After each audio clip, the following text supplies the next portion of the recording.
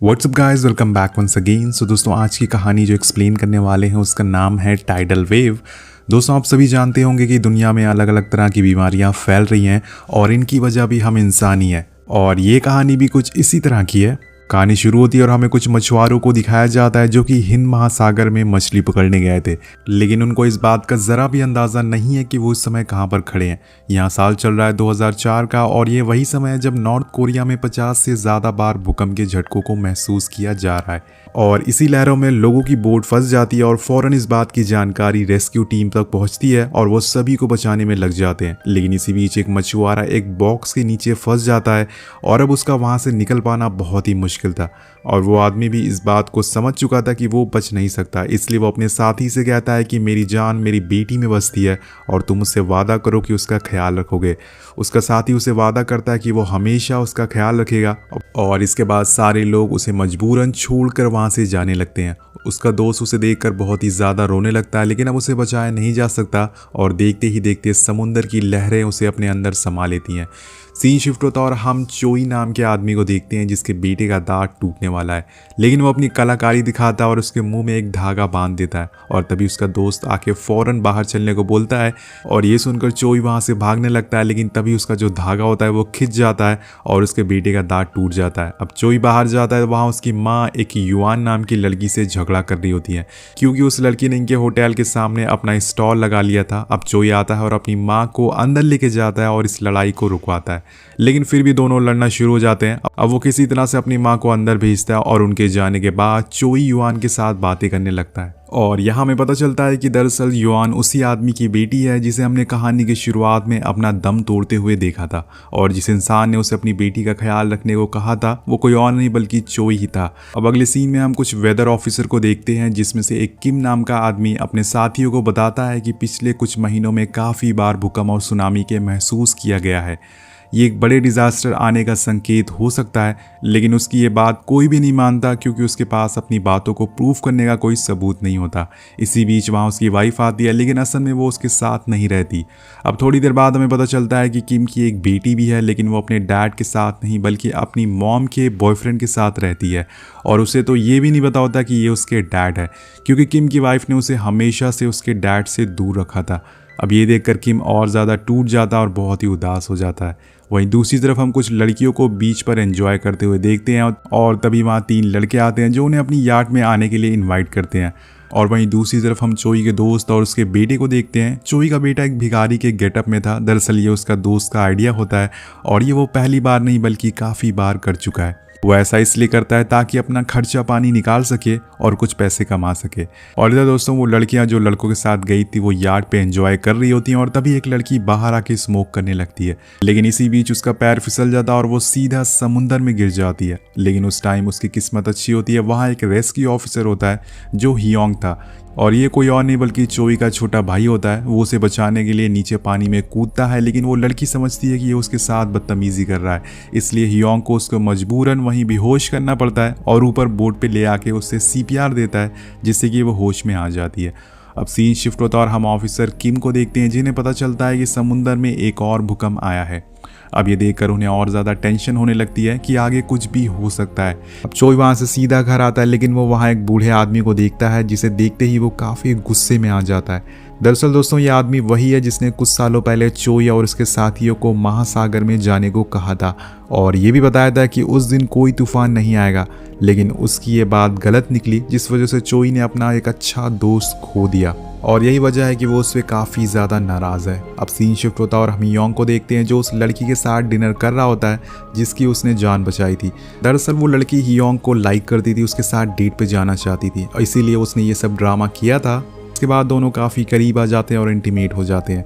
इधर हम चोई को देखते हैं जो कि अपने घर में सो रहा था, लेकिन अचानक से उसके पेट में दर्द होना शुरू हो जाती है और वो उठता है और इनो ढूंढने लगता है, लेकिन इनो उठाने की बजाय वो एक शैम्पू का पाउच उठा लेता है और उसे पी जाता है और इसके बाद उसकी हालत ख़राब होना चालू हो जाती है। उसकी तबीयत और ज़्यादा बिगड़ जाती है और देखते ही देखते उसके मुंह से झाग निकलना शुरू हो जाता है उसे फ़ौरन हॉस्पिटल में एडमिट किया जाता है, लेकिन झाग की तादाद अब बढ़ती जा रही थी, इसलिए उसकी हालत और ज़्यादा ख़राब होती जा रही थी। अब इधर से सीन कट होता और हम किम की बेटी को देखते हैं जो कि खो गई थी, लेकिन उसे हियोंग ने रेस्क्यू कर लिया था और वो उसे अपने ऑफिस में ले जाता है। और जब ये बात उसकी मॉम को पता चलती है तो वो बेहद घबरा जाती हैं और फ़ौरन अपने बॉयफ्रेंड को फ़ोन लगाती हैं, लेकिन वो तो उसका फ़ोन ही नहीं उठा रहा था, इसलिए वो किम को फ़ोन लगाती है और उसे इस बारे में बताती है। वो अपना सारा काम छोड़कर पुलिस स्टेशन जाके उसकी मिसिंग रिपोर्ट लिखवाता है, जिसे कुछ पल ही बाद वो उसे मिल जाती है, लेकिन वो उसे ये भी नहीं बता सकता था कि वो उसका डैड है। लेकिन यहाँ पे किम को थोड़ा टाइम मिल जाता है अपनी बेटी से बातें करने का, जिसे उसे काफ़ी खुशी मिलती है। और इसी बीच वहाँ किम की वाइफ ली आ जाती है और उसके साथ उसका बॉयफ्रेंड भी होता है। किम उसे डांटने लगता है कि तुम हमारी बेटी को ऐसे अकेले कैसे छोड़ सकती हो, लेकिन ली कहती है कि तुम इसके सिर्फ मुंह भोले बाप हो और मैं इसका ख्याल रख सकती हूँ, तुम इसकी चिंता मत करो, और जब ये पैदा हुई थी तब तुम कहाँ थे। अब ये सब सुनकर किम को बहुत ही बुरा लगता है, लेकिन वो कुछ नहीं बोलता, पर ये सब उसकी बेटी सुन लेती है। इसके बाद हम हियोंग को उसी लड़की के साथ देखते हैं जिसका नाम होता है मिन। वो उसे कहता है कि वो आजकल काफ़ी बिजी है, इसलिए उसे टाइम नहीं दे पा रहा है, लेकिन मिन उसके साथ वक्त बिताना चाहती थी, इसलिए वो वहीं पर तेज तेज चिल्लाने लगती है और ड्रामा करने लगती है और कहती है कि इसने मुझे प्रेग्नेंट कर दिया है, अब ये मुझे छोड़कर जा रहा है। वो हियोंग के पीछे ही पड़ गई थी दोस्तों, और ये सुनकर सारे लोग गुस्से में आ जाते हैं। अब हियोंग उसकी ये हरकत देख के बहुत ही हैरान हो जाता है, क्योंकि असल में ये सब एक झूठ होता है। और इधर अगले सीन में हम चोई को युआन के साथ देखते हैं, दोनों एक दूसरे से बातें कर रहे थे और वो उसकी तारीफ करे जा रहा था ताकि वो बहुत ही खूबसूरत है। दरअसल चोई उसे पसंद करने लग गया था, लेकिन वो उसे ये बात कभी कह नहीं सका, क्योंकि उसके अंदर कुछ था जो कि उसे ये सब करने से रोक रहा था। अब यहाँ पर हमें एक पास की बात पता चलती है। जब युआन के डैड की मौत हुई थी तो उस टाइम उसके पास सिर्फ चो ही मौजूद था, और जब सारे लोगों को रेस्क्यू किया जा रहा था तो चोई ने एक रस्सी को छोड़ दिया था, जिसकी वजह से एक बॉक्स युआन के डैड के ऊपर गिर गया था और वो वहीं फंस के मारे गए थे, और ये बात उसे हमेशा से गिल्ट फील करवा रही थी। अब कहानी आगे बढ़ती है और इसी बीच हम देखते हैं कि समुंदर के सारे जीव बाहर आ रहे थे। ये तभी होता है जब कोई बहुत ही बड़ी आपदा आने वाली होती है, क्योंकि जानवरों को पहले से ही पता चल जाता है कि डिजास्टर आने वाला है। और यहाँ पर वेदर ऑफिस में हम देखते हैं कि किम के साथ ही उसे बताता है कि समुंदर में सुनामी आने के चांसेस बढ़ रहे हैं, और तभी एक और भूकंप का झटका महसूस किया जाता है समुंदर में, और ये धीरे धीरे बढ़ रहा था। किम फौरन अपने सीनियर के पास जाता है और उन्हें बताता है कि शहर में छोटे छोटे भूकंप आ रहे हैं और जल्दी एक 50 मीटर की सुनामी आ सकती है। उसका सीनियर कहता है कि ठीक है, हमें सभी को वार्निंग देना चाहिए, लेकिन किम उसे समझाता है कि अब वार्निंग देने का टाइम नहीं आया है, कुछ ही देर में ये सुनामी हम तक पहुंच सकती है और हमें सभी लोगों को इवैक्यूएट करना होगा। अब अगले सीन में हम युआन को उसकी डैड की कब्र पर देखते हैं। वो रोते हुए बोलती है कि डैड, मैं आपको बहुत ही मिस कर रही हूँ, आप प्लीज़ वापस आ जाइए। उसके जाने के बाद चोई खुद को अब रोक नहीं पाता और अपने सबसे अच्छे दोस्त के आगे झुक जाता है और बोलता है कि दोस्त, मुझे माफ़ कर देना, मैंने वो जानबूझ के नहीं किया था, और वहीं पर रोने लगता है। अब घर आने के बाद चोई बहुत ही गिल्ट में रहता है। वो ये सोच रहा था कि वो युआन को प्रपोज कर दे, वरना क्या पता कोई और उसे ले जाएगा, इसलिए वो उसके लिए एक सरप्राइज प्लान करता है, और जैसे ही रात में पटाखे फूटते हैं, सेलिब्रेशन होती है, वो उसे प्रपोज कर देता है और कहता है कि क्या तुम मेरे बच्चों की माँ बनना चाहोगी। यहाँ पर दोस्तों युआन उसे कहती है कि मैं तुम्हें इसका जवाब कल दूंगी। दरअसल युआन भी उसे पसंद करती थी, क्योंकि वो उसके साथ हमेशा खुश रहती थी, लेकिन उसका साथ थोड़ी मस्ती करना चाहती थी, और वो भी एक बढ़िया सा उसके लिए सरप्राइज प्लान करना चाहती थी। अब उस लाइटनिंग और पटाखे को देखकर पूरे शहर के लोग बहुत ही खुश हो जाते हैं, लेकिन ये उनकी खुशी की आखिरी रात होती है। इसके बाद हम किम के दोस्त को देखते हैं, जिसकी माँ उसे समझा रही थी कि तुम्हें इंटरव्यू में जाना चाहिए, एक कंपनी है जो तुम्हें महीने के $2000 दे रही है। लेकिन किम का दोस्त अपनी माँ पर ही गुस्सा होने लगता है और कहता है कि माँ, मैं जॉब करूंगा और मेरे पास एक जूते भी नहीं है वहाँ जाने के लिए। तो उसकी माँ कहती है कि अगर मैं तुम्हें जूते ला के दूँ तो क्या तुम जॉब पर जाओगे। इसका कोई भी जवाब नहीं देता और वहाँ से वो गुस्से में निकल जाता है। अब अगले सीन में किम का वही दोस्त जिसका नाम डोंग है, जो अभी अपनी माँ से लड़कर आया है, वो गलती से युआन को ये बता देता है कि उसकी डैड का मौत का जिम्मेदार कोई और नहीं बल्कि चोई खुद है। अब ये सुन के मानो युआन पूरी तरह से टूट जाती है और वो चोई का कोई भी जवाब नहीं दे रही थी, उसका फ़ोन भी नहीं उठा रही थी। और इधर चोई समझ जाता है कि ज़रूर किसी ने उसे ये बात बता दी है, और तभी डोंग उसके पास आता है और कहता है कि युआन तुमसे मिलने नहीं आएगी। और ये सुनकर चोई उसे मारना शुरू कर देता है और उसे पता चल चुका था कि ये हरकत इसी की है। लेकिन उसी समय वो दोनों देखते हैं कि एक पंछी आके उनकी कार से टकरा जाती जाती है और उसकी मौत हो जाती है। और इसी बीच हम आसमान में देखते हैं जहाँ पर लाखों की तादाद में पंछियाँ समुंदर से ज़मीन की तरफ आ रही थी, यानी कि अब कुछ बहुत ही बड़ा होने वाला है। इधर हम युआन को देखते हैं जो एक बोट में बैठी होती है। वो अपने डैड के मौत का जिम्मेदार चोई को मान चुकी थी, इस वजह से वो उसकी दी हुई रिंग पानी में फेंक देती है और उदास होकर अकेले बोट पर बैठी रहती है। और इधर किम अपने बॉस को समझाने की पूरी कोशिश कर रहा था कि हमें जल्द से जल्द लोगों को यहाँ से निकालना होगा वरना सारे लोग मारे जाएंगे। लेकिन उसका बॉस उसे कहता है कि अगर हमें सारे लोगों को निकाल दिया और बाद में भूकंप नहीं आया तो इसके पैसे कौन देगा, इसमें पता है ना तुम्हें कितना खर्च आएगा। और वहीं दूसरी तरफ हम मिन को देखते हैं जिसका फ़ोन हियोन नहीं उठा रहा था क्योंकि उसने उसके साथ प्रेग्नेंट वाली बदतमीज़ी की थी। यानी कि कहानी के अब सारे किरदार अलग अलग हो गए हैं और उनके बीच में दूरियां आ गई है। अब इसके बाद जो सीन आता है वो शायद आपके रोंगटे खड़ी कर देगा। पूरा कोरिया शायद थर्राने लगता है और पहाड़ टूटने लगते हैं। अब किम के बॉस के पास एक आदमी भागते हुए आता है और कहता है कि सर 100 मीटर ऊंची सुनामी के सिग्नल मिले हैं हमें। अब जाके उसके बॉस को समझ आता है कि किम जो भी कह रहा था वो सही था, वो सच था। लेकिन अब दोस्तों बहुत ही देर हो चुकी है।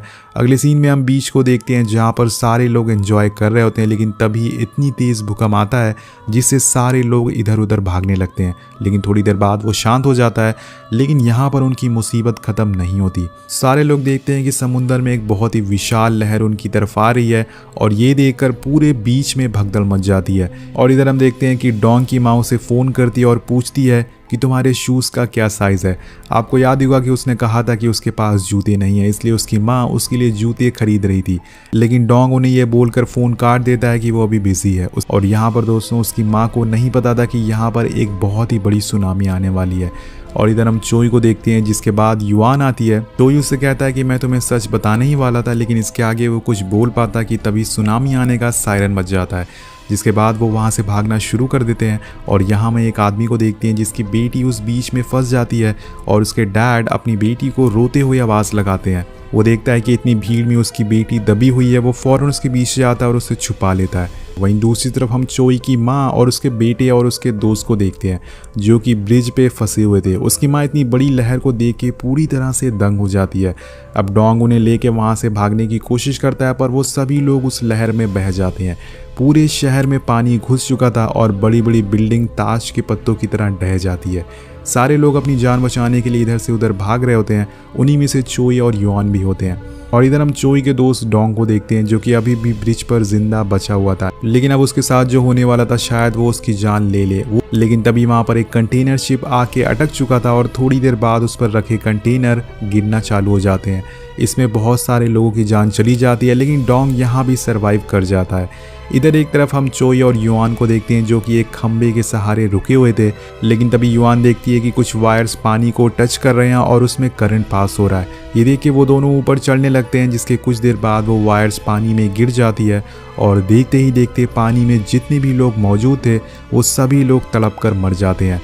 वही हियोंग अपनी गर्लफ्रेंड मिन को बचाने के लिए उसी समुद्र में जाता है और उसे ऊपर हेलीकॉप्टर लेके आता है। लेकिन उसे बचाने के बाद उसे पता चलता है कि मिन का एक दोस्त अभी भी नीचे छूट गया है, जिसे लेने वो वापस उतरता है और उसे लेके ऊपर आता है। लेकिन ऊपर आते ही हम देखते हैं कि रस्सी पे भार ज़्यादा हो जाता है, जिसकी वजह से वो टूटने लगती है।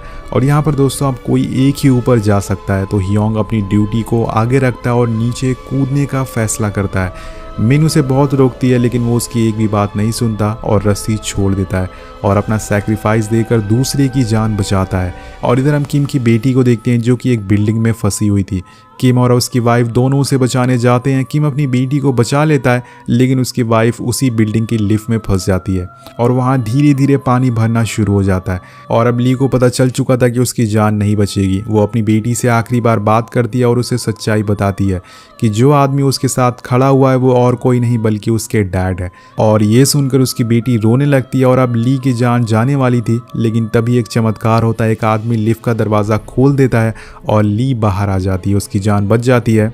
इधर हम चोई के अंकल को देखते हैं जो उसी के साथ होते हैं। वहाँ पर एक बॉक्स आता है जो उन्हें टक्कर मार देता है, जिस वजह से उनका हाथ छूट जाता है और वो भी लहर में बह जाते हैं। चोई उन्हें चिल्लाते हुए बुलाता है, लेकिन जिसको जाना होता है वो तो चला जाता है। दोस्तों ब्रिज पर चोई का दोस्त डोंग अलग ही मूड में था। वो इतने बड़े ऑयल शिप के नीचे बैठकर सिगरेट पी रहा होता है और लाइटर जला के वहीं छोड़ देता है, जिसके बाद पूरे शिप में आग लग जाती है।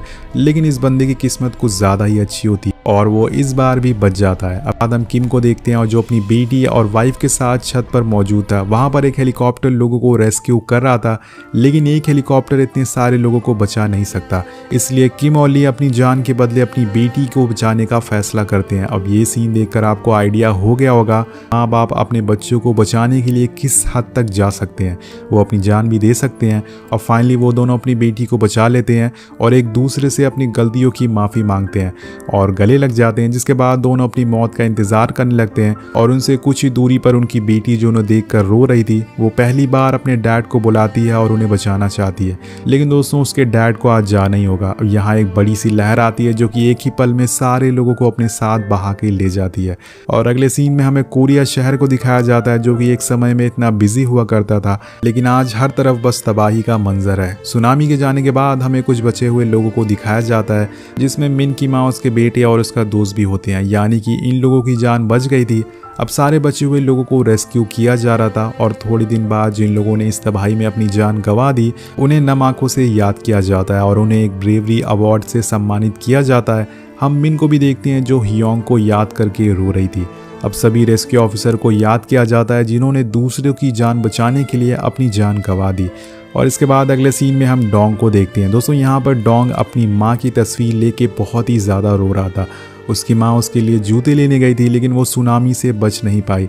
अब डोंग को एहसास होता है कि अपने पास माँ ना होना कैसा लगता है। वो उनकी तस्वीर को गले से लगाकर रोने लगता है और उन्हें बहुत ही ज़्यादा मिस करता है। वहीं हम मिन की मॉम को देखते हैं जो सब लड़ाइयों को भुलाकर युआन को अपनी बहू बना लेती है। तो आपको याद होगा कि स्टार्टिंग में ये दोनों आपस में लड़ाई कर रहे थे, लेकिन अब ये दोनों एक दूसरे को माफ़ कर देते हैं और धीरे धीरे समय बीत जाता है और सारे लोग इकट्ठा होकर अपने शहर को फिर से ठीक करने में लग जाते हैं। लेकिन जिन लोगों ने अपनों को खोया है, उनके लिए ये शहर अब पहले जैसा नहीं रहेगा। तो आपको ये कहानी कैसी लगी नीचे कमेंट करके ज़रूर बताएगा। मिलते हैं आपसे अगली वीडियो में। Thank you so much watching.